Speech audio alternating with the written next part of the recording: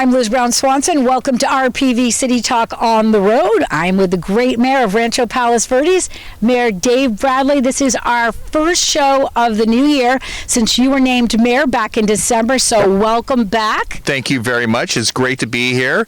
And unlike last time I was mayor, the camera crews have not tried to kill me this time, which I do appreciate that, I did not go over backwards out of a director's chair this time. So I do feel fortunate on that. And not to make light of it, because safety is so important to us right now in our city, and we're going to keep the mayor safe. And in fact, right now we're going to give you a scene setter. We're up at Ladera Linda Community Park, where we're sitting at a famous staircase, 135 steps, that connects Seaview, our neighborhood of Seaview below, where I happen to live, right up to Ladera. There's 135 steps. So it was really important I want our residents know, our viewers know, that when you were mayor, this is your second go as being mayor of our city. Yes. It was really important that when we did this show every month, that we would take it around the city to different locations. And Ladera Linda is certainly an important resource right now for our community on so many levels, especially with what's been going on with our landslide, connecting Seaview below, one of the impacted neighborhoods. So let's, with that, get right into the challenges we're going to see in the next year between the landslide, obviously what's gone on with the wildfires. Let's begin with the landslide. What's the latest? So the landslide, we're continuing to try to stabilize Palos Verdes Drive South and the landslide. We've made some great progress with the emergency measures that were put in last year. In fact, we've retarded most of the movement in the eastward side of the landslide for both Seaview as well as the Portuguese Bend Beach Club's communities back to historic movement levels.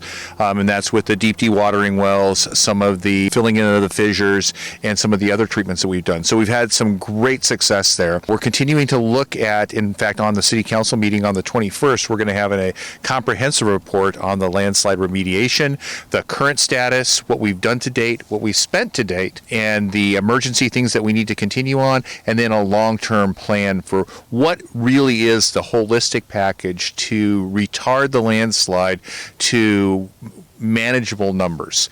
That's all going to become before the City Council on the 21st. Should be a very interesting report. I know when you say slowing down the landslide, it was moving at feet per week, and now it's down to inches per week. Is that right? So it's back down to, in some areas, still above historic averages, but it's down to what we would consider manageable. And in fact, Southern California Edison has recently announced to the community that they are going to be looking at, I believe, 78 residents to restore power to. Houses that have been red tagged would not be eligible, but we're going to have to go through an inspection. But we are looking to get power back on in both the Beach Club community as well as the Seaview community. Right. You mentioned the re-energization of homes, because there was more than 300 homes that within Correct. The really three impacted neighborhoods, which is the Portuguese Bend Community Association, right here, Seaview below us, Portuguese Bend Beach Club below that. And the fact that at least, I think it was 76 homes by March, the end of March, they're hoping to get power restored. And that will be a game changer for the residents here that have been, their lives have been turned upside down. There's also a process, by the way, I believe, Mayor, when they get re-energized, because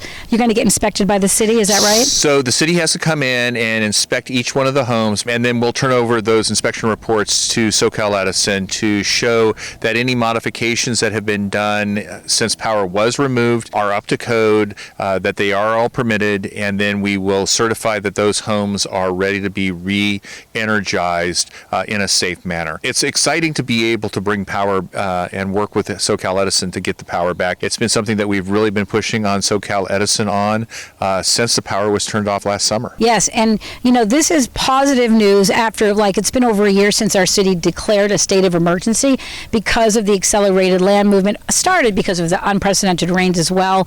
We're getting into the winter now. Thankfully, it's been dry, but at the same time, we're looking out for winter rains, and the city is putting extra money towards winterization. And you mentioned January 21st meeting. You're looking to possible more funding, right? So we are looking at winterization techniques for the landslide. And you mentioned that it has been dry. Well, there's always two sides to every coin. Unfortunately, we have had way below normal precipitation in Southern California.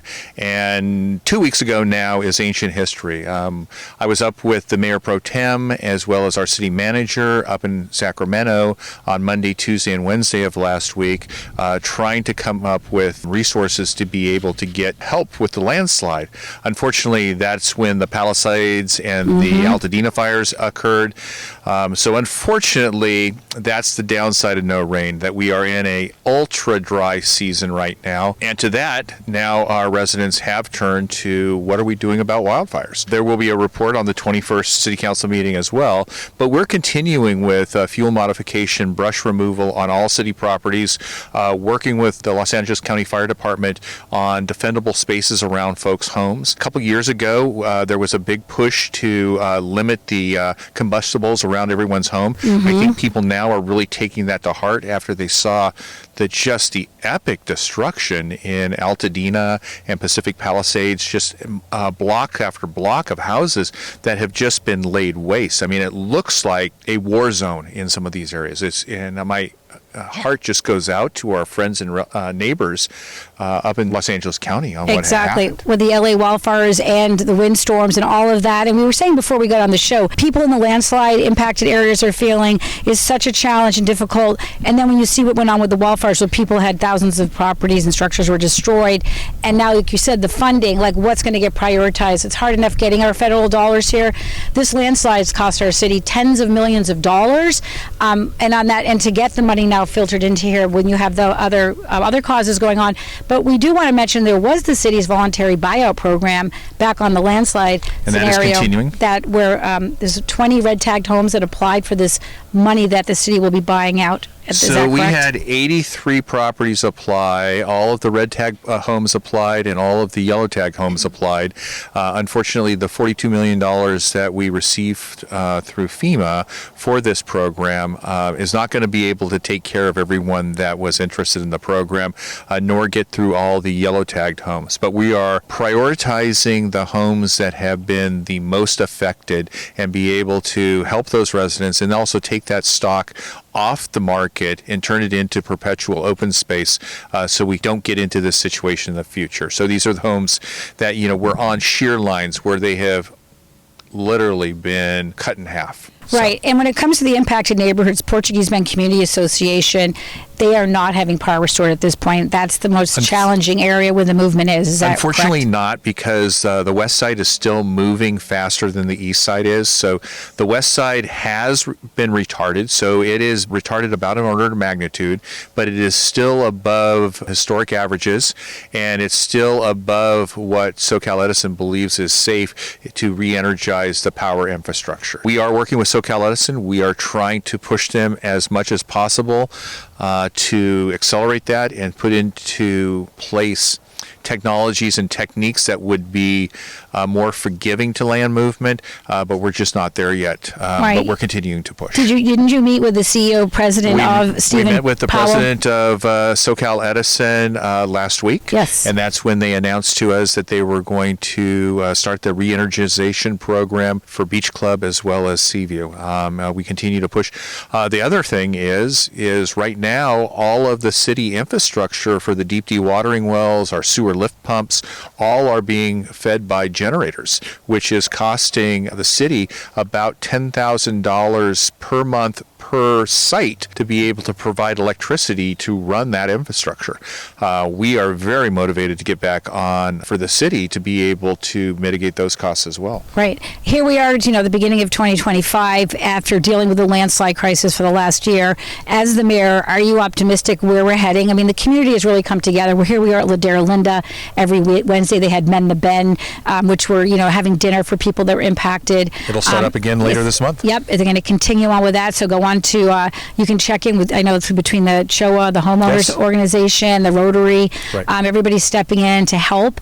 That's one thing we do. We are RPV together, right? That's our motto. Oh, absolutely. We are a resilient community, and we've had some challenges. Certainly the Portuguese Bend landslide complex is just, unprecedented for us, really an existential threat to the community. We have weathered it. We're trying to do it. It is now going to come down to funding. On the 21st, we're going to have a staff report that talks about the total program, and it is a large number, something that the city of Rancho Palos Verdes is not going to be able to fund on its own, but it does kind of lay out what we would do to bring down the entire landslide movement into a what we believe would be a manageable or imperceptible levels. And you talk about how much of an impact it is on the city coffers. You have the whole city here too, also to think about as you try to balance out where the resources are going. Like Palos Verdes Drive South, for example, that's thousands of vehicles a day. By the way, we want to add you've extended that moratorium for driving through that stretch for bicycles and motorcycles for safety reasons, right? Yeah, but that road is taking so much money as well. Oh, absolutely. I mean, we spent $7.5 million repaving Palos Verdes Drive South last year, where that historically has been about a $750,000 line item. The two-wheel vehicle moratorium is not meant to be punitive at all. It's meant to be for safety. Correct. It is interesting that there are always things you don't think about. When we had put into place the moratorium on the two-wheel vehicles, my city manager, myself, and at the time Mayor Cruikshank were out here doing a tour of the landslide, and I was looking at Palos Verdes Drive South, and what do I see? A powered unicycle driving down. Of course, we didn't prohibit unicycles. We said two-wheeled vehicles. Mm-hmm. So under the heading of there's always something you can't imagine, but it is for people's safety. We've had numerous people get caught in the cracks and fall. Road rash, we just continue to hope and pray that there's anything more serious than just a little road rash, which can be very painful, but that it is nothing really serious. Well, we brought up that road because, again, it's just something that impacts all of the community. If something were to happen to that road and we can't get through, I mean, you've got Terranay, you've got Trump in the main corridors right there. So you're going to keep us posted. I know this council is working so hard on this issue, and sometimes it takes time, but we're moving in the right direction. But public safety is the council's number one goal. Absolutely. Let's focus now what we've seen, the tragedy of what's happened with the LA wildfires and the firestorm there, and what we are doing as in RPV, the peninsula-wide. The city has the Pano AI wildfire detection camera system that you were also part of bringing into our city. Why don't you bring us up to speed on where we are with that, how that might help us from a tragic situation? So Pano AI, our system is up and running. In fact, the unfortunate or fortunate, depending on how you look at it, we could identify the Pacific Palisades fire from Palos Verdes. Our system did triangulate in on the Palisades fire. Because of the distance, it wasn't what I would call really timely, but we certainly were able to identify it. The fourth and final Pano AI camera will come online later this month in January, so that will be the 4 cameras throughout the peninsula.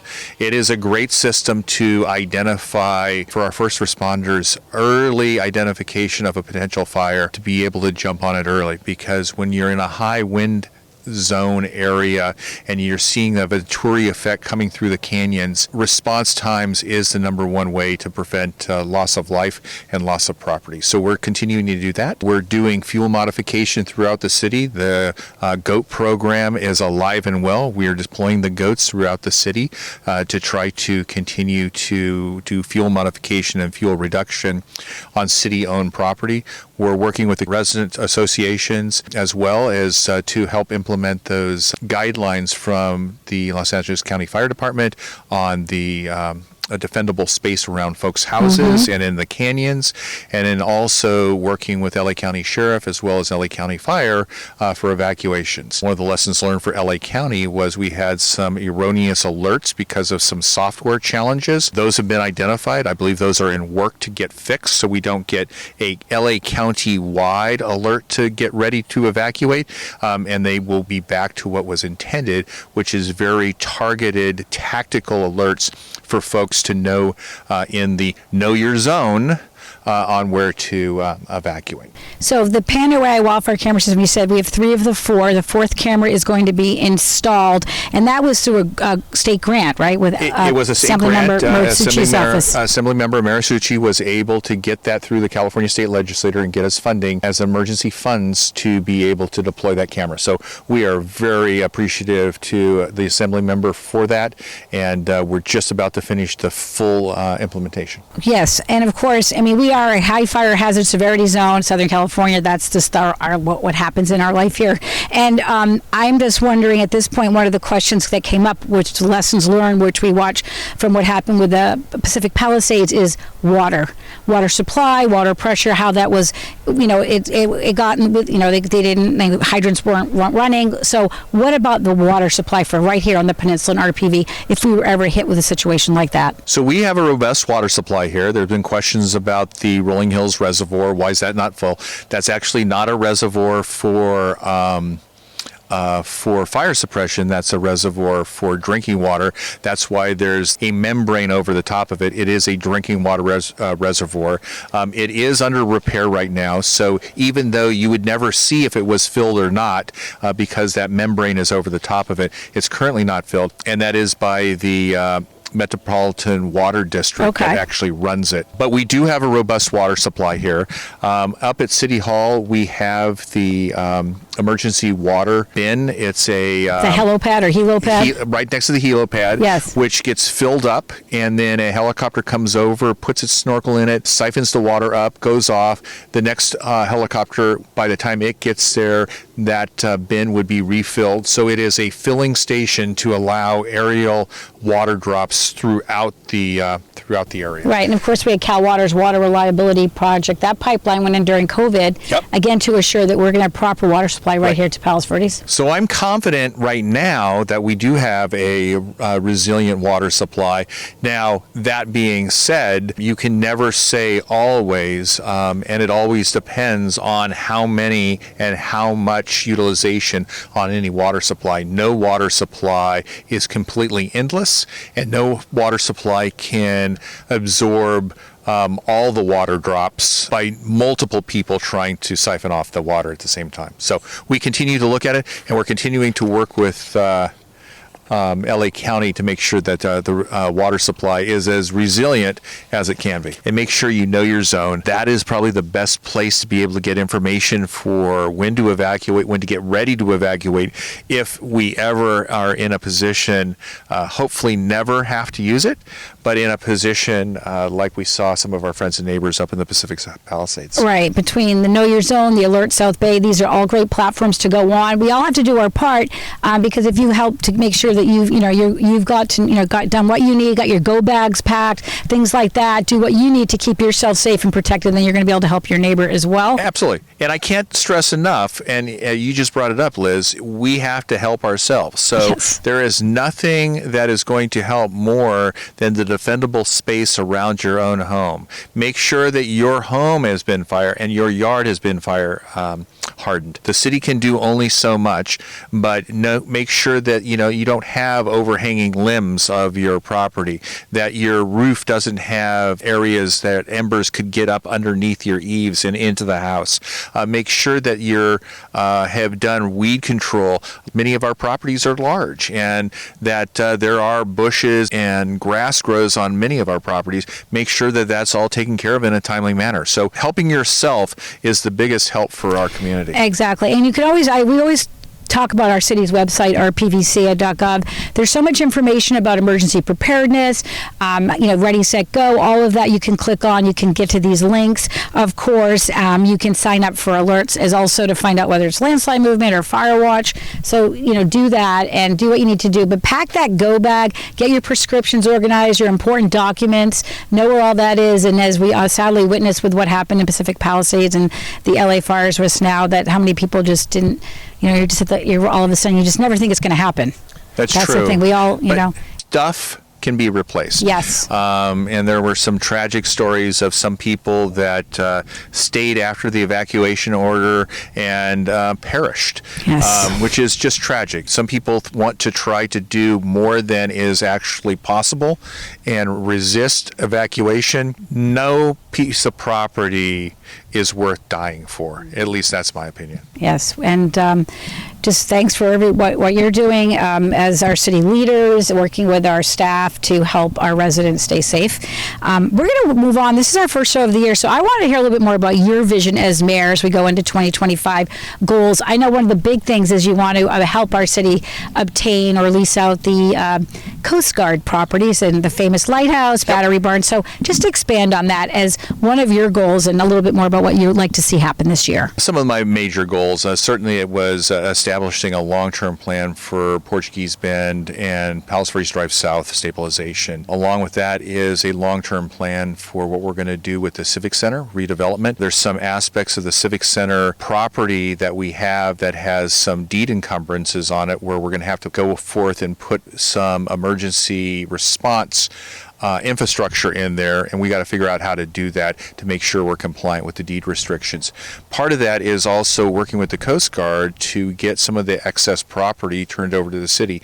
Battery Barns, which is completely enclosed within city property up at the Civic Center. I'd like to see that turned over for the city so we can incorporate that into the larger Civic Center master plan, as well as looking at long-term plans for the Point Vicente Lighthouse. That's a piece of property that is on the excess property list for the U.S. Coast Guard. It's certainly iconic within the city, one of our iconic points of view, and we want to make sure that we preserve that into perpetuity. The Coast Guard, because it is not an active site, has limited funds to maintain it. So we want to work with the Coast Guard to come up with a long-term plan, a win-win between the city, the local businesses, as well as the Coast Guard to find a long-term plan for Point Vicente Lighthouse. Along those lines of public safety, kind of back to the Portuguese Bend and the wildfires, is going back to the state and pushing back on some of these land use issues and this erosion of local control where we're being asked to put ultra high density housing into some very restricted areas. I think we saw in Pacific Palisades people having a hard time egressing out of some areas. Imagine if dense housing was in there and you had 2 or 3 times as many people trying to get out on those narrow roads. It is just pushing a larger disaster to happen. Certainly in Rancho Palos Verdes, as well as the other peninsula cities, we have a lot of cul-de-sacs. We have a lot of narrow streets with some of the housing laws that restrict the city from requiring off-street parking and actually allow for on-street parking.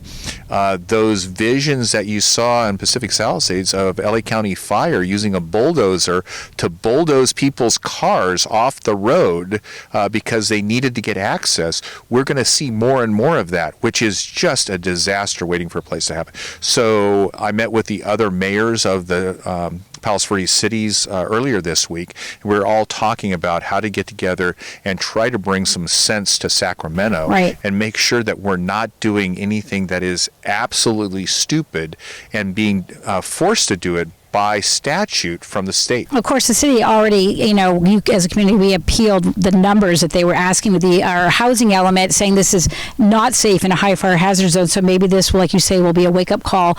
We certainly sometimes, hope so. We do. And I hate to have to use a major disaster, and I feel my heart just goes out for our friends and neighbors. But we need to use that as really the impetus to push back and make sure we're doing the right thing and we're not putting current and future residents of Rancho Palos Verdes in more jeopardy. Yeah, this city does a great job with lobbying too at Sacramento. You can go on, we have a legislative corner that's on our city website, so you can see pending bills legislation that we are actively pursuing to try to have an impact on one way or the other. So that is, keep at it. You're talking a little bit about the Civic Center master planning process, how the Coast Guard properties could tie in, but also on the subject of a landmark, you mentioned the lighthouse, the iconic Wayfarers Chapel that was obviously a victim of what happened with the landslide. The Wayfarers Chapel was properly dismantled with the hope to preserve this historic, and it's in storage at our City Hall. And possibly there's a chance that maybe one day that could be erected as part of the new Civic Center site. We are working with the foundation that is in control of Wayfarers Chapel to come up with a long-term long-term plan for where we're going to put Wayfarers Chapel. The foundation is committed to keeping the chapel here in Palos Verdes and in Southern California. I've been told that they have had many offers from up and down the West Coast, from San Diego to Washington, of people that are interested in Wayfarers Chapel. Wayfarers Chapel is part of Palos Verdes. It's part of our Palos Verdes history. It's part of the city's history, and I think it's appropriate to continue to push to keep it in our city. We're going to do the best we can to find a good place for it. Certainly, the Civic Center up where Battery Barnes is has spectacular ocean views, very reminiscent of the old Wayfarers Chapel location. But that's all being worked through right now. Excellent. I can't say that one plan is going to come to pass, but we are certainly working to come up with a solution to bring Wayfarers Chapel back to life and stay in Rancho Palos Verdes. Well, one day we hope to see a ribbon cutting of the Wayfarers Chapel coming back. And as we saw here at Ladera Linda, where this is now 1 year of our beautiful, beautiful community center and park for all to enjoy. And on a celebratory, what were you going to say? I was just going to say, Ladera Linda has been the site where we've had the Mend the Bend dinners. We've used it as a resource for all of our displaced residents, both in Seaview, as well as Beach Club, as well as the Portuguese Bend Community Association. They've been able to come and have internet access, be able to charge. In fact, for a while, we even had showers here and washing facilities. So Ladera Linda, though, was never hoped that we were ever going to have an emergency site here, has been able to be used to help support our citizens in this trying time. I want to continue on and a positive note and a celebratory note. Our city council is going to Sakura City, Japan. Our sister city partnership that started was it 4 years ago now? I believe 4 years during ago. COVID. You were part of all that, and I think you're the only council member that's been to Sakura City. I have been to Sakura City. I was able to go to Sakura City when I was in Tokyo for other business, not city business, but my day job business. Their city council has been to RPV 3 times since we established the sister city relationship, and it's their 20th anniversary of the founding of Sakura City, and we're going to take the opportunity to reciprocate that honor, and we're going to be there for their 20th anniversary. I know it's a tough time for our residents in the landslide, and we're very aware of that, but there are things that the city needs to do even in times of trouble, and to celebrate the relationship we have with Sakura City. Sakura City has been exchanging junior high students with Merrill West Intermediate School for over 20 years, and this is just a cementing of that relationship between our two cities and our two cultures across the small pond that we call the Pacific. It's wonderful for those cultural ties, and you know what? There's 40,000 residents here. They're pretty much similar to us. The only difference is they have 18 city council members. How about that, Mayor Broadley? Are you ready? We got 2 new ones this year. Can you which imagine is 18 of me? all the possibilities. And I think on that note, I'll mention you now have 2 new city council members that were sworn in. We have George Lewis and Steve Peristam. They're new on board, but not new to the city. They volunteered on committee and commissions. And are you excited of your new team? You've got Mayor Pro Tem now, Paul Sayo, and of course, Council Member Barbara Farrell. That's your team for 2025. It's exciting to welcome Councilman Lewis and Councilman Peristam to the team. Both of them, as you said, were on committees and commissions previously. The pace and the amount of things that we have to work on at the city council level for our Rancho Palos Verdes is truly staggering. But I think they're up to the task. Our 2 new members are really jumping in, and they're going to make a contribution to the city council, really helping Rancho Palos Verdes continue to be the city that we are. It's all your volunteer efforts. We really appreciate it. We're going to wrap it up. We end with Mayor's announcements to let our residents know what's coming up. Whale of the Day is coming up. Once again, Whale of the Day is our celebration of the gray whale migration off our coast. We open Point Vicente Interpretive Center and the parking lot there. It is an amazing event. I look forward to it every year. It has only gotten better and better and better since COVID. Right after we came out of the pandemic, it was a little bit small. Last year was amazing, and this year is even going to be bigger. And it's April 12th from 10 to 4. And just to remind residents, too, as we sit here, Mayor Browley, with this gorgeous view, Catalina behind us here in the Seaview neighborhood at Ladera, that it is whale watch season right now. So get up, come down to Point Vicente Interpretive Center, just our coastline is spectacular no matter what, but this is where you see the whale with the naked eye. You don't even need your binoculars. You see them. We're going to wrap it up here on RPV City Talk, our first one with Mayor Bradley of 2025. And anything else you want to add before we sign off till the next month's show? Once again, it's an honor and a pleasure to be elected by my fellow city councilman as mayor again for 2025.